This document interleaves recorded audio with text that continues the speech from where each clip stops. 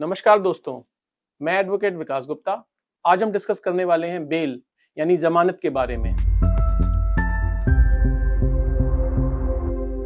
क्या आपने कभी सुना है कि किसी को बेल पर रिलीज या रिहा किया गया है? ये बेल क्या होती है और उसके क्या अलग-अलग प्रकार यानी टाइप्स होते हैं? क्रिमिनल लॉ का ये टॉपिक बेहद इंपॉर्टेंट है और इसे समझना हर सिटीजन के लिए बेहद जरूरी है।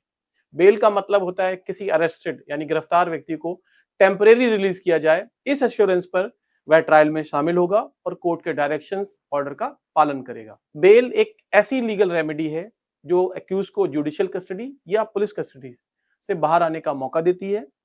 इसका आधार हमारे भारतीय संविधान और भारतीय नागरिक सुरक्षा संहिता यानी बीएनएसएस में दिया गया है। इस वीडियो में आप यह सीखेंगे बेल का मतलब और इसकी इंपॉर्टेंस, टाइप ऑफ बेल्स यानी बेल्स के प्रकार, रेगुलर बेल, डिफॉल्ट बेल और एंटिसिपेटरी बेल, बेल क्यों दी जाती है और कोर्ट इसे देने से पहले किन किन बातों पर विचार करता है, बेल से जुड़े भारतीय संविधान और भारतीय नागरिक सुरक्षा संहिता के प्रावधान और कुछ बेहद इंपॉर्टेंट जजमेंट जिन्होंने बेल के नियमों को तय किया है। तो चलिए शुरू करते हैं। बेल क्यों इंपॉर्टेंट है? तो दोस्तों, बेल एक्यूज की पर्सनल लिबर्टी को डिफाइन करता है, जुडिशियल सिस्टम जेल सिस्टम पर प्रेशर कम करता है, इन्वेस्टिगेशन और ट्रायल के स्मूथ कंडक्ट के लिए एक्यूज की अवेलेबिलिटी को सुनिश्चित करता है। बेल का प्रोविजन यह भी सुनिश्चित करता है कि किसी भी व्यक्ति को विदाउट प्रॉपर जस्टिफिकेशन के जेल में ना रखा जाए। अब चलिए रेलिवेंट लॉ को समझते हैं जो बेल की कॉन्सेप्ट को डिफाइन और गवर्न करते हैं। Article 21 of constitution of India, यह प्रोविजन हर सिटीजन की लिबर्टी और डिग्निटी को सेफगार्ड करता है। सुप्रीम कोर्ट ने कई बार कहा है अननेसेसरी डिटेंशन यानी बेवजह जेल पर्सनल लिबर्टी का उल्लंघन है। दोस्तों, बेल की क्या क्या कंडीशन आमतौर पर कोर्ट देखता है? तो कोर्ट रेगुलर बेल ग्रांट करते समय कई फैक्टर्स पे विचार करता है, जैसे ऑफेंस की सीरियसनेस, अपराध की गंभीरता, एक्यूज का पास्ट क्रिमिनल रिकॉर्ड, उसका इतिहास, आपराधिक इतिहास और भाग जाने का डर। इसके अलावा वह विक्टिम और सोसाइटी पर इंपैक्ट को भी एनालाइज करता है। दोस्तों, इन प्रोविजन और प्रिंसिपल को समझने के बाद हम बेल के अलग अलग टाइप्स को विस्तार से जानेंगे।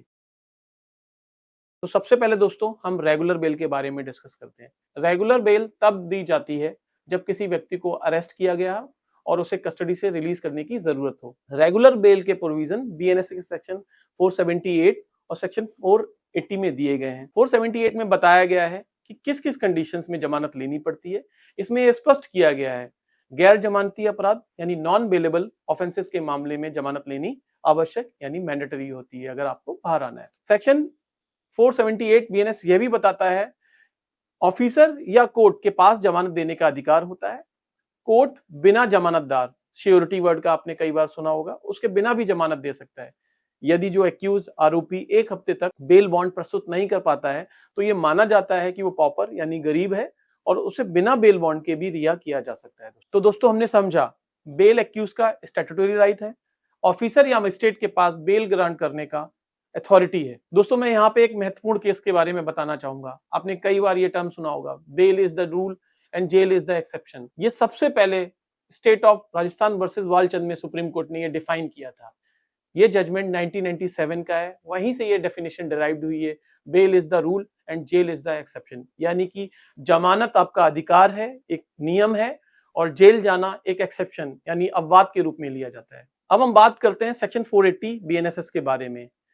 इस सेक्शन में नॉन बेलेबल ऑफेंसेस के केसेस में कोर्ट किस कंडीशंस में एक्यूज को बेल ग्रांट करता है उसके बारे में हम देखते हैं। तो की कंसिडरेशंस क्या क्या होते हैं यानी महत्वपूर्ण पॉइंट्स क्या होते हैं जिसपे कोर्ट कंसीडर करता है बेल देने के दौरान। यानी सीरियस ऑफेंस के ऊपर वो देखता है कि ऑफेंस कितना सीरियस है, एक्यूज पे पहले से कोई आरोप या कन्विक्शन तो नहीं है। रेगुलर बेल कस्टडी से बाहर आने का सबसे कॉमन तरीका है दोस्तों, लेकिन इस पे ये तीनों चीजों को कंसीडर किया जाता है। दोस्तों, मैं इसमें एक बहुत इंपॉर्टेंट बात ऐड करना चाहूंगा। यदि कोई मामला मजिस्ट्रेट के पास चल रहा है, वो ट्रायल बाय मजिस्ट्रेट है और एविडेंस की डेट फिक्स हो गई है, उसके बाद भी ट्रायल अगर 60 डेज के भीतर पूरा नहीं होता है तो मजिस्ट्रेट को जमानत देनी होगी, बशर्ते जमानत ना देने का कोई विशेष कारण हो, और ये कारण मजिस्ट्रेट को अपने ऑर्डर में देना होता है, जमानत नहीं देने का कारण। ये सेक्शन 480 सबसेक्शन 6 बीएनएसएस में डिफाइन किया गया है। दोस्तों राजस्थान हाई कोर्ट ने इस तरीके के एक केस में जमानत दी है और उसने कहा है ट्रायल कंक्लूड नहीं हुआ 60 डेज के अंदर, और ये एक चीटिंग का केस था दोस्तों अब हम बात करते हैं डिफॉल्ट बेल की, जिसे बीएनएसएस के सेक्शन 187 सबसेक्शन 2 में डिफाइन किया गया है। डिफॉल्ट बेल का कॉन्सेप्ट इन्वेस्टिगेशन की टाइमलाइन से जुड़ा हुआ है। यह बेल तब दी जाती है जब पुलिस तय समय सीमा के भीतर चार्जशीट फाइल करने में असफल रहती है। तो इसका दोस्तों उद्देश्य यह सुनिश्चित करना है कि किसी भी व्यक्ति को अननेसेसरी अनावश्यक रूप से लंबे समय तक कस्टडी में ना रखा जाए। दोस्तों जैसा कि मैंने डिस्कस किया, सेक्शन 187 सबसेक्शन 3 के अंतर्गत ये डिफाइन किया गया डिफॉल्ट बेल के प्रोविजन के बारे में। तो इन्वेस्टिगेशन कंप्लीट करने के लिए पुलिस को एक तय सीमा दी जाती है। अगर ऑफेंस पनिशेबल 10 साल से कम है तो 60 डेज के अंदर पुलिस को अपनी इन्वेस्टिगेशन को पूरा करना होगा। यदि ऑफेंस 10 साल या 10 साल से ज्यादा के पनिशमेंट का तो पुलिस को 90 डेज के अंदर अपनी इन्वेस्टिगेशन को पूरा करना होगा और चार्जशीट को फाइल करना होगा। तो अगर तय समय सीमा में चार्जशीट फाइल नहीं होती है तो एक्यूज को डिफॉल्ट बेल का राइट मिलता है, अप्लाई करने का एक स्टैट्यूटरी राइट है। दोस्तों हम इसको एक एग्जांपल से समझते हैं। मान लीजिए किसी व्यक्ति को ऑफेंस के लिए अरेस्ट किया गया है और जिसकी पनिशमेंट 10 साल से ज्यादा है। तो अगर 90 दिनों के भीतर पुलिस ने चार्जशीट फाइल नहीं की है तो एक्यूज डिफॉल्ट बेल का हकदार होता है और वो उसके लिए एप्लीकेशन लगा सकता है। दोस्तों इसमें मैं बहुत एक इंपॉर्टेंट केस के बारे में डिस्कस करना चाहूंगा।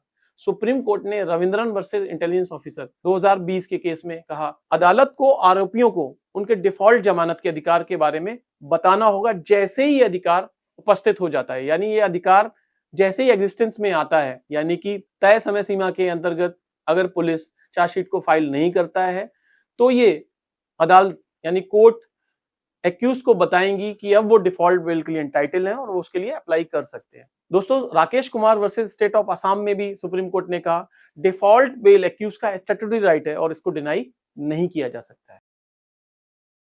दोस्तों अब हम चर्चा करने वाले हैं एंटीसिपेटरी बेल यानी अग्रिम जमानत की। क्या आपने सोचा है अरेस्ट से पहले कोई व्यक्ति बेल कैसे ले सकता है? यही कॉन्सेप्ट है एंटीसिपेटरी बेल का दोस्तों, यानी अग्रिम जमानत का। यह सेक्शन 482 ऑफ बीएनएसएस में डिफाइन किया गया है। एंटीसिपेटरी बेल एक प्री अरेस्ट लीगल रेमेडी है जहां व्यक्ति कोर्ट से यह मांग करता है उसको अरेस्ट ना किया जाए और उसको अरेस्ट से प्रोटेक्शन दिया जाए। यह बेल तब दी जाती है जब व्यक्ति को लगता है उसे फॉल्स यानी किसी झूठे केस या दुर्भावना के तहत अरेस्ट किया जा सकता है और उसको फंसाया जा रहा है। दोस्तों अब हम समझते हैं ग्राउंड फॉर एंटीसिपेटरी बेल, यानी क्या ग्राउंड्स हो सकते हैं एंटीसिपेटरी बेल लेने के लिए। तो एंटीसिपेटरी बेल लेने में कोर्ट 4 बातों का बहुत ज्यादा ध्यान रखता है। सबसे पहली शर्त यह है व्यक्ति स्वयं को पुलिस अधिकारी द्वारा कभी भी बुलाया जाता है पूछताछ के लिए तो उसको अवेलेबल होना होगा। दूसरी शर्त यह है एक्यूज्ड फैक्ट्स केस से रिलेटेड गवाह विटनेस को किसी भी तरीके से इंड्यूस या उनसे कनेक्ट करने की कोशिश नहीं करेगा, प्रभावित करने की कोशिश नहीं करेगा, पुलिस अधिकारी को किसी भी तरीके से इन्फ्लुएंस करने की कोशिश नहीं करेगा। तीसरी शर्त है जो एंटीसिपेटरी बेल की कंडीशंस में संबंधित कोर्ट देखता है, व्यक्ति न्यायालय की अनुमति के बिना देश छोड़कर नहीं जा सकता है। और चौथी शर्त सेक्शन 480 सबसेक्शन 3 के अंतर्गत जो कंडीशंस लगाई गई हैं उस कंडीशन के अंतर्गत उसको जमानत दी जाएगी। दोस्तों एक महत्वपूर्ण बात, इसका एक्सेप्शन यानी अपवाद सेक्शन 482 सबसेक्शन 4 में दिया गया है। सेक्शन 482 सबसेक्शन 4 में बताया गया है बीएनएस सेक्शन 65 या बीएनएस सेक्शन 70 के अंतर्गत जो भी अपराध आते हैं उनके अंतर्गत अग्रिम जमानत के लिए अप्लाई नहीं किया जा सकता है। दोस्तों एंटीसिपेटरी बेल के तहत में एक इंपॉर्टेंट केस लॉ को डिस्कस करना चाहूंगा। सुप्रीम कोर्ट ने Gurbaksh Singh versus state of Punjab में कहा एंटीसिपेटरी बेल कोई एक्स्ट्राऑर्डिनरी प्रिविलेज नहीं है, लेकिन ये फॉल्स प्रोसिक्यूशन से बचने का एक तरीका है। दोस्तों बेल देना या डिनाई करना कोर्ट का एक बहुत बड़ा डिसीजन होता है। यह सिर्फ कानून पर नहीं बल्कि सर्कमस्टेंसेस, कंडीशंस, फैक्ट पर निर्भर करता है। कोर्ट जब भी बेल ग्रांट करता है वो कुछ चीजों का ध्यान रखता है। सबसे पहले वो nature and gravity of offence, यानी सीरियस ऑफेंस में बेल देना थोड़ा मुश्किल होता है, बेल मिलना मुश्किल होता है। कोर्ट यह भी देखता है वह ऑफेंस सोसाइटी पर कितना प्रभाव डाल रहा है। कोर्ट यह भी सुनिश्चित करना होता है एक्यूज देश छोड़कर या ज्यूरिडिक्शन से बाहर ना चला जाए, इसलिए एक्यूज का बैकग्राउंड, एसेट चेक किए जाते हैं। दोस्तों अगला पॉइंट होता है कोर्ट ये देखता है एक्यूज का बिहेवियर, पास्ट रिकॉर्ड कैसा है। अगर एक्यूज का कोई पास्ट क्रिमिनल रिकॉर्ड है तो बेल मिलना मुश्किल होता है। कोर्ट यह भी देखता है कि एक्यूज विटनेस को किस तरीके से प्रभावित या थ्रेटनिंग कर सकता है। सबसे चौथा और इंपॉर्टेंट पार्ट है, कोर्ट ये देखता है कि विक्टिम और सोसाइटी को कितना ज्यादा इफेक्ट होता है अगर एक्यूज्ड को बेल दे दी जाती है। दोस्तों, P Chidambaram versus directorate of enforcement में सुप्रीम कोर्ट ने कहा बेल डिनाई करना जस्टिफाइड है अगर एक्यूज इन्वेस्टिगेशन में बाधा डाल सकता है। दोस्तों, अब हम जानते हैं बेल अप्लाई करने का प्रोसेस क्या होता है। बेल की एप्लीकेशन फाइल करना क्रिमिनल जस्टिस सिस्टम का एक महत्वपूर्ण इंपॉर्टेंट हिस्सा है। इसके प्रोसीजर अलग अलग प्रकार के होते हैं, वो डिपेंड करते हैं रेगुलर, डिफॉल्ट और एंटिसिपेटरी बेल पर। तो उनके स्टेप्स भी दोस्तों अलग अलग होते हैं।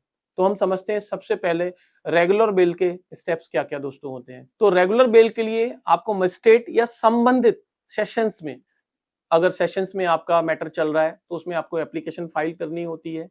आपको अरेस्ट के डिटेल, चार्जेस की जानकारी, एफआईआर की कॉपी देनी होती है, पर्सनल बॉन्ड, सिक्योरिटीज के डिटेल देने होते हैं और सबसे इंपॉर्टेंट दोस्तों, आपको ग्राउंड्स ऑफ बेल यानी बेल मांगने के कारण बताने होते हैं। कोर्ट एप्लीकेशन पर हेयरिंग करता है, प्रोसिक्यूशन और डिफेंस को सुनता है और उसके बाद बेल एप्लीकेशन को एक्सेप्ट या रिजेक्ट कर सकता है।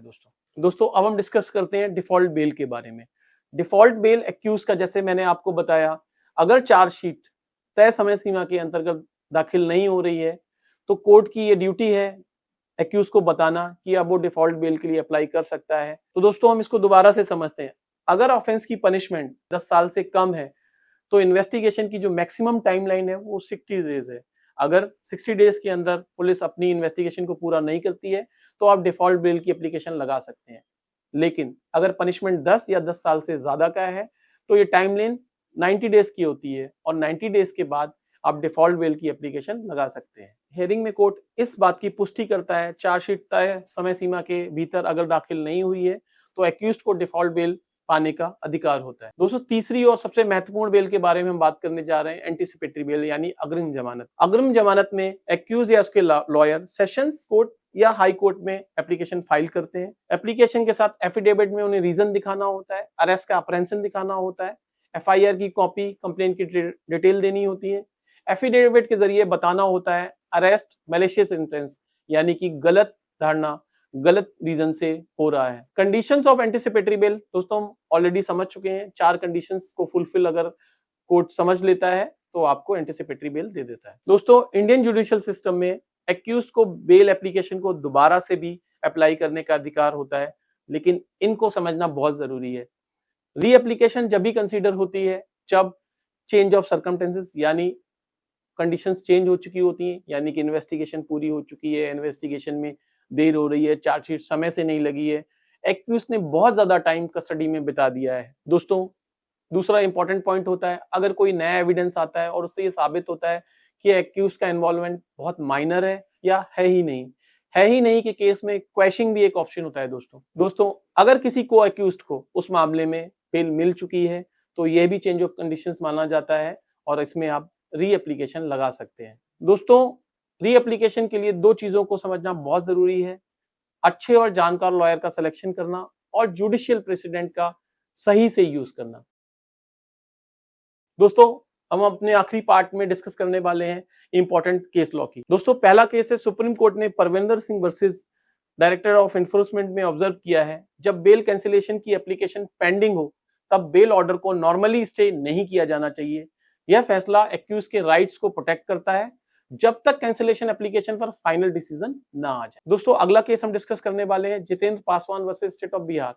इस केस में कोर्ट ने एक्यूज को बेल का हकदार पाया और कहा बेल ऑर्डर को इंप्लीमेंट करने में डिले नहीं किया जा सकता है। यह फैसला एक्यूज के न्याय अधिकार को सुनिश्चित करता है, यानी कि जैसे ही आपको बेल मिल गई है जेल को तुरंत से तुरंत आपको जेल से रिहा करना होगा। दोस्तों सुप्रीम कोर्ट ने Frank versus narcotics control bureau के केस में कहा है बेल कंडीशन ऐसी नहीं हो सकती है जो पुलिस को एक्यूज की मूवमेंट को लगातार ट्रैक करने और उनकी प्राइवेसी में हस्तक्षेप करने की अनुमति दे।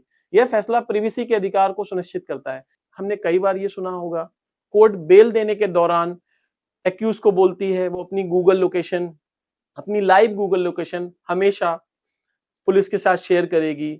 इस केस में ये डिफाइन किया है कोर्ट ने कि ऐसा कंडीशन रखना बिल्कुल गलत है, वो प्राइवेसी के खिलाफ है। सुप्रीम कोर्ट ने Sheikh Javed versus state of Uttar Pradesh में कहा स्पीडी ट्रायल आपका कॉन्स्टिट्यूशनल राइट है और अगर इसका उल्लंघन हो रहा है तो कॉन्स्टिट्यूशनल कोर्ट स्टैट्यूटरी रिस्ट्रिक्शन के बावजूद बेल ग्रांट कर सकती है और ये फैसला यूएपीए जैसे स्ट्रिक्ट लॉ के तहत भी काम करता है, यानी कि फंडामेंटल राइट्स आपके स्टैट्यूटरी प्रोविजंस के ऊपर आते हैं। दोस्तों आप अपने विचार हमें कमेंट सेक्शन में जरूर बताएं। आप हमारी वेबसाइट पर भी विजिट कर सकते हैं। आइए मिलकर जागरूकता फैलाएं और एक लीगली एजुकेटेड समाज का निर्माण करें। Thank you for watching. Take care.